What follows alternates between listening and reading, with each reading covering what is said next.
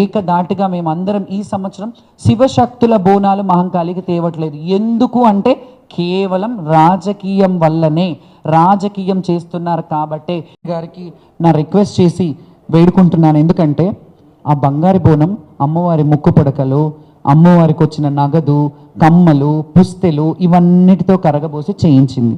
ఇది కావాలంటే రికార్డ్ మీరు తీసుకోండి. అది అందరికీ రైట్ ఉండదు. ఆ బంగారు బోనం ఎత్తుకోవడం వల్ల ఈరోజు ఎంతమంది ఇబ్బందుల పాలయ్యారో మీ అందరికీ తెలుసు. అది వాళ్ళు కావాలని చేయలేకపోవచ్చు, కావాలని చేశాను, నేను పేర్లు కూడా ఎత్తట్లేదు, కావాలని చెయ్యలేదు, కానీ బాగా చెయ్యాలి, జాతర బాగా చెయ్యాలని చేసి ఉంటారు పాపం, వాళ్ళని కూడా నేను దూషించాను. కానీ అది నజర్ బోనం లాగా, సదర్ బోనం లాగా అది ఎత్తుకునే రైటు ఒక జోగోళ్ళకే, లేకపోతే ఆ మాతంగికో, ఆ రంగం చెప్పే ఆమెకో అది ఉంటుంది. మీరు పక్కన మీరు పర్సనల్గా ఇంకో బంగారు బోనం చేయించండి కావాలంటే, మీ గవర్నమెంట్ నిధులు కేటాయించి చేయండి, కానీ అది అమ్మవారికి వచ్చిన బంగారాన్ని రంగరించి చేసిన బోనం కాబట్టి ఎవరు ఎత్తుకున్నా వాళ్ళకి అరిష్టం జరుగుతుంది. ఇది నా రిక్వెస్ట్. మీరు ఒకసారి దీని మీద దృష్టి పెట్టండి. మీరు మట్టి కుండలో తెచ్చినా అమ్మవారి ప్రసన్నం అవుతుంది. మీరు ప్రతి సీఎం వచ్చి ఇక్కడ బోనం సమర్పించే ఆనవాయితీ. మీరు కూడా రండి, వచ్చి బోనం చెయ్యండి. అందులో మాలాంటి వాళ్ళకి ఇబ్బందులు లేకుండా మీరు మంత్రి గారు కొండా సురేఖ గారు, మీకు కూడా ఒక రిక్వెస్ట్ చెప్తున్నాను. మాకు అంత ఇష్యూ అయింది, నేను వచ్చి మీకు ఒక రిప్రజెంటేషన్ ఇచ్చాను. మీరు కనీసం ఎలా ఉంది అని మీ సబార్డినేట్స్ ఎవరు తర్వాత వాళ్ళు ఉంటారు కదా, వాళ్ళైనా ఒక మాట, మరి శ్యామల వచ్చింది కదా, ఏం జరిగింది, ఎట్లా ఉంది, బాగుందా అని అయినా కనుక్కోవాలి కదమ్మా. మీరు పాస్లైనా ఇప్పించమని ఎండోమెంట్ వాళ్ళకి చెప్పాలి కదా. నేను అందుకే మొన్న నా పర్సనల్ గ్రడ్జ్ ఏమీ లేదు ఇందులో. ఎండోమెంట్ నిర్వహించే బోనాల కార్యక్రమం ఎండోమెంట్ వాళ్ళే తీసుకొస్తారు కాబట్టి ఎండోమెంట్ వాళ్ళే దీన్ని సమీక్షించి దీంట్లో ఏం ప్రాబ్లమ్స్ ఉన్నాయో మా జోగినీలు కానీ శివశక్తులకు కానీ ఫెసిలిటీస్ ఏర్పాటు చేసి మీరు దగ్గరుండి చెయ్యండి. మా ఆటపాటతో మీరు వెనకాలండి, మాతో కలిసి రండి బోనానికి, అంత అంగరంగ వైభవంగా కలిసి చేద్దాం. ఎంత బాగుంటుంది, అమ్మవారు కూడా ఎంత ప్రసన్నం అవుతుంది. ఇంకొకటి, మారుబోనం అనేది కూడా మహంకాళి జాతరకి చాలాసార్లు అమ్మవారు భవిష్యవాణిలో చెప్పినా దాన్ని కొంత రాజకీయంగా పరంగా చూసి వీళ్ళు వాళ్ళ మీదేసి వాళ్ళు వీళ్ళ మీదేసి ఆ బోనం కూడా సరిగ్గా నిర్వర్తించట్లేదు. నా దగ్గర 16 సంవత్సరాల పేపర్ కట్టింగ్స్ ఉన్నాయి. తొలి బోనం అత్తిలి ఫ్యామిలీ నుంచి ఎలాగైతే తెస్తానో మారు బోనం కూడా మహంకాళి అమ్మకి మారు బోనం ఎత్తుకునేదాన్ని, అది కూడా రాను తీసేశారు. ఈ కల్చర్ ఏదైతే ఉందో దీన్ని ఒకసారి క్షుణ్ణంగా ఆలోచించి వాళ్ళు చేసే కార్యక్రమాలని వాళ్ళని చేయనివ్వండి.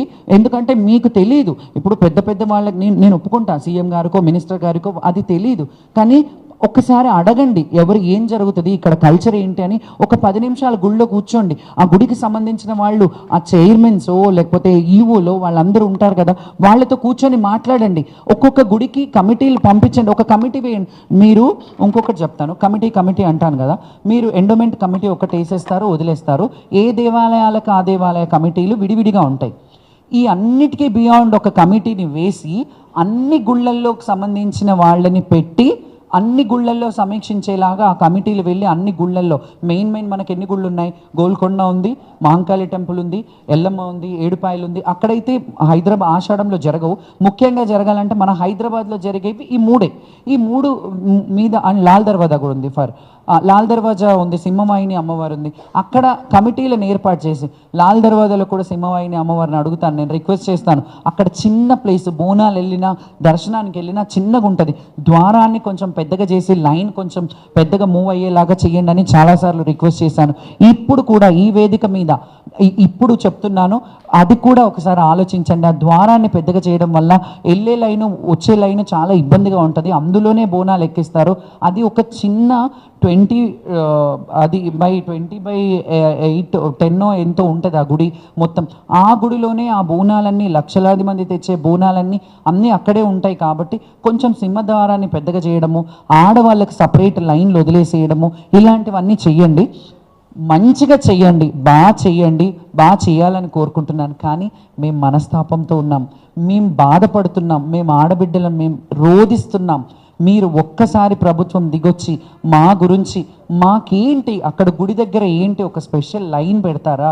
బోనాలు తీసుకెళ్లేటప్పుడు మీరు ఎవరన్నా ఉండి లాంఛనంగా మాకు ఒక విలువ గౌరవప్రదమైన జీవితం కల్పించడానికి ఇంకెన్నేళ్ళు బ్రతుకుతారండి? 100-200 సంవత్సరాలు వేసుకొని రాలేదు కదా. ఉన్నన్ని రోజులు కల్చర్ చేయగలుగుతాను. రేపు నా కాళ్ళు చేతులు పనిచేయవు, నడవలేని పరిస్థితిలో ఉంటాను, నేను గుడికి రాలేను కదా. గుడికి ఇన్నేళ్ళు 30-40 సంవత్సరాలు అమ్మవారికి సేవ చేసి సడన్గా నాకేమన్నా అవుతే నేను కాళ్ళు రెక్కలు మంచిగా ఉన్నప్పుడే మీరు మా మీద వివక్షత చూపిస్తున్నారు. మేము రేపు చెప్పబడ్డాక ఇంకా మా పరిస్థితి ఏంటి? కాబట్టి ఒక్కసారి సీఎం గారు అండ్ మినిస్టర్ గారు మీరు అందరూ ఒక కమిటీలో మాట్లాడుకొని ఈ శివశక్తుల గురించి నేను ఒక్కదాన్ని మాట్లాడితే బాగుండదు. వీళ్ళందరూ కూడా ఏకదాటిగా మేమందరం ఈ సంవత్సరం శివశక్తుల బోనాలు మహంకాళికి తేవట్లేదు. ఎందుకు అంటే కేవలం రాజకీయం వల్లనే. రాజకీయం చేస్తున్నారు కాబట్టే ఇప్పుడు చెప్తున్నాను.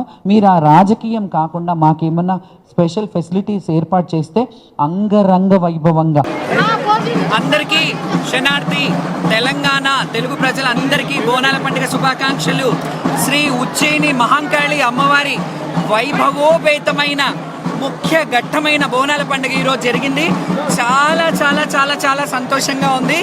ఈ సంవత్సరం అన్ని సంవత్సరాలకెల్లా 32 ఏళ్లలో కనీ విని ఎరుగనంత ఆనందాన్ని నేను నిజంగా చాలా సంబరాశ్చర్యానికి లోనవుతున్నాను. ఎందుకంటే మా శివశక్తులకి మా జోగినీలకి మొట్టమొదటిసారి ఇంత వైభవోపేతంగా లాంఛనప్రాయంగా పసుపు కుంకుమలతో సహా ఆడపడుచులాగా గౌరవం దక్కింది.